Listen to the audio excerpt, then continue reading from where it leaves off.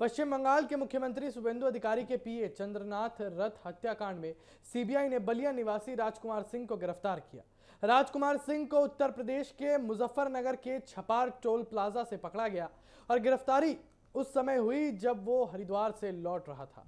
और चंद्रनाथ रथ की हत्या 6 मई 2026 को पश्चिम बंगाल के मध्यम ग्राम में गोली मारकर जो है वो की गई और हमलावरों ने कार रोककर ताबड़तोड़ फायरिंग की थी, जिसमें रथ को 3 गोलियां लगी थी।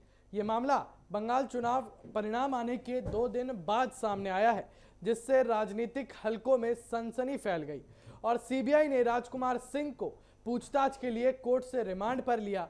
जांच एजेंसी को पहले से सूचना थी कि आरोपी यूपी लौट रहा है, जिसके बाद घेराबंदी की गई है। यानी ये कहा जा सकता है कि पश्चिम बंगाल में इतनी सारी चीजें चल रही हैं, वो अपने आप में एक बहुत बड़ी बात है। और शुभेंदु अधिकारी के पीए को जो है सरेआम ऐसे गाड़ी में बैठे हुए उनकी गोली मारकर हत्या कर दी जाती थी, ये अपने आप में एक बहुत बड़ी बात है। और ये कोई पहला हादसा नहीं है शुभेंदु अधिकारी के साथ, ऐसा हादसा पहले भी हो चुका है और ये तीसरी बार ये हादसा हुआ। लेकिन अब सीबीआई ने जब इस पूरी जांच को अपने आड़े हाथों लिया और एक के बाद एक खुलासे होते चले गए, तो इन तस्वीरों के माध्यम से आप सीधे तरीके से समझ सकते हैं कि कैसे यहां पर उन आरोपियों को पकड़ने के लिए जो है पूरी नाकेबंदी, पूरी प्लानिंग, पूरी स्ट्रेटेजी बनाई गई। और क्योंकि जांच एजेंसी को पहले से सूचना थी ही कि आरोपी जो है वो यूपी लौट रहा है, उसके बाद घेराबंदी बनाई गई।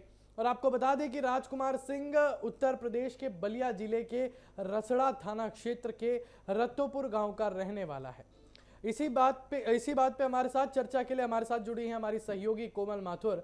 कोमल, जिस तरीके से यहाँ पर हम चीजें देख सकते हैं कि पहले चुनाव के दौरान शुभेंदु अधिकारी के पीए की ऐसे हत्या कर दी जाती है, ये सारी चीजें तो चलिए सबसे पहले बंगाल की सुरक्षा व्यवस्था पर सवाल उठाते थे, लेकिन अब जो एकाएक कर लोगों को पकड़ा जा रहा है, एकाएक कर आरोपियों को पकड़ा जा रहा है, ये अपने आप में बहुत चौंका देने वाली खबर है। कहीं ना कहीं देखिए यहाँ पर जो है शुभेंदु सरकार फुल एक्शन में नजर आ रहे हैं, क्योंकि एक के बाद एक बड़ी कार्रवाई जो है बंगाल में होती नजर आ रही है। बिल्कुल, और यहाँ पर जो है शुभेंदु अधिकारी भी, जैसा कि आपने कहा कि शुभेंदु अधिकारी यहाँ पर पश्चिम बंगाल के बदलाव के मूड में है, पश्चिम बंगाल को बदलना चाहते हैं। लेकिन कहीं ना कहीं ये भी लग रहा है कि शुभेंदु अधिकारी जो है अपने पीए की मौत को लेकर भी काफी ज्यादा चिंतित थे, क्योंकि बताया जाता है कि जो उनके पीए थे वो उनके काफी करीब थे, काफी सालों से उनके साथ काम करते थे। लेकिन उनकी मौत के बाद जो है यहाँ पर मामला पूरा गर्मा गया। और आपको बता दें कि आरोपी मुंबई में क्रेन हेल्पर के रूप में काम करता था, लेकिन करीब 8 महीने पहले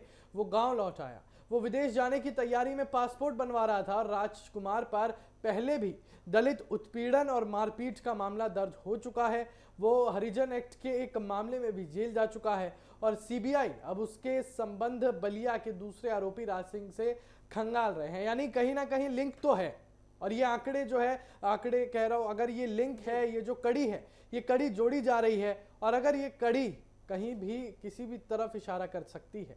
देखिए यहाँ पर सामने ये भी आया है कि ये हत्या जो है पूरी प्लानिंग के साथ की गई थी। अंकुर, बिल्कुल पूरी प्लानिंग और रेकी हुई थी।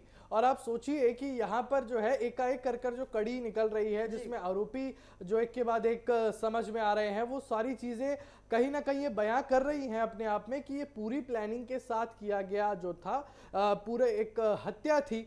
और ये भी दावे लगाए गए थे चुनाव के दौरान कि टारगेट उनके पीए नहीं थे, टारगेट कोई और था, लेकिन यहाँ पर उनके पीए को गोली मार दी गई।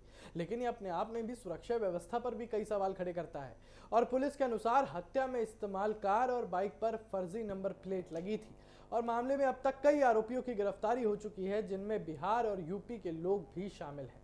और जांच एजेंसियों को यह भी शक है कि ये एक सुपारी किलिंग हो सकती है, जिसमें करोड़ों रुपए की डील हुई। जैसा कि कोमल आपने भी कहा कि ये कोई साजिश भी हो सकती है, बिल्कुल ये साजिश हो सकती है, करोड़ों की डील हो सकती है। जब यहाँ पर रेकी करी गई, फर्जी नंबर प्लेट गाड़ियों पे पाया गया, तो ये सारी चीजें एक ही तरफ इशारा कर रही हैं कि ये सचमुच में एक हाई प्रोफाइल प्लानिंग मर्डर हो सकता है। इसी बीच हम आपको बड़ी खबर बता रहे हैं पश्चिम बंगाल से।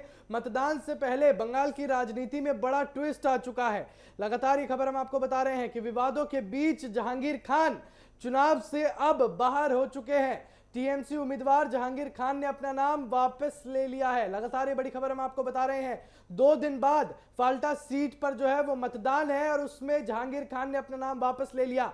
खुद को पुष्पा बताने वाले टीएमसी नेता जहांगीर खान ने उम्मीदवारी छोड़ दी है। लगातार ही हम आपको बड़ी खबर बता रहे हैं। अभी हम पश्चिम बंगाल के मुद्दे को लेकर ही आपसे चर्चा कर रहे थे, लेकिन ये जो फाल्ता का मुद्दा है उसको लेकर भी हम आपसे बाद में बात करेंगे। लेकिन कोमल, सबसे पहले समझने वाली बात यह है कि एकाएक कर जितने भी आरोपियों के नाम सामने आ रहे हैं, सीबीआई ने इस हाई प्रोफाइल केस की जांच के लिए 7 सदस्यीय विशेष टीम एसआईटी बनाई है और इसके ऊपर जो है कड़ी कार्रवाई की जा रही है। यानी पश्चिम बंगाल में अब बदलाव का समय आ चुका है। अब बदलाव की तरफ पश्चिम बंगाल रुख कर चुका है। यानी ये कहना गलत नहीं होगा कि अब टीएमसी के लिए तो चलिए मुश्किलें हैं ही, लेकिन जिसने भी ये प्लानिंग करी थी, जिसने भी ये हाई प्रोफाइल मर्डर की प्लानिंग करी थी, उसकी भी उल्टी गिनती अब यहाँ पर शुरू हो चुकी है। यानी ये तस्वीरें जो आप देख सकते हैं सीधे तरीके से, ये कहीं ना कहीं ये बयां कर रही हैं कि अब पश्चिम बंगाल में उम्मीद जो है वो जाग चुकी है किसकी? न्याय की।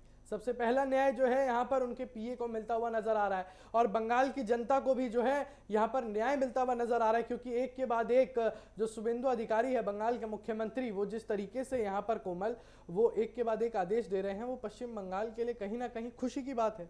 देखिए, यहाँ पर एक के बाद बड़े फैसले शुभेंदु अधिकारी लेते हुए नजर आ रहे हैं और कहीं ना कहीं ये फैसले जो जनता के मन में भी एक उम्मीद जगा रहे हैं कि अब जो है पूरी तरीके से बंगाल में परिवर्तन आ चुका है। बिल्कुल, यानी ये कहा जा सकता है कि अब पश्चिम बंगाल में परिवर्तन का रुख हो चुका है।